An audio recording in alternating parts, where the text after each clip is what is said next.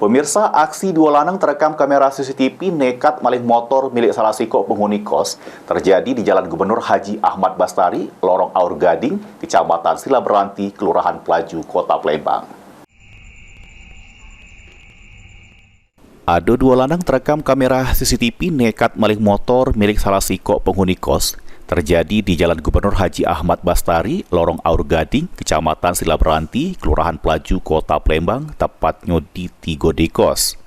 Aksi maling ini terjadi pada Kamis 2 Mei 2024 sekira jam 4 subuh. Terselit rekaman kamera CCTV, lanang guna ke jaket warna hitam, gasak motor korban, sedangkan rekan pelaku jagoi situasi sekitar. Korban Roma Andeska ngungkap ke dirinya sadar kalau motor Beat Street yang baru dibelinya belum seminggu ini hilang pas nak berangkat kuliah.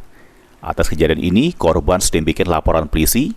Dirinya berharap supaya pelaku cepat ditangkap dan motornya pacak balik lagi. Itu motor apa itu, Kak? Motor Beat Street.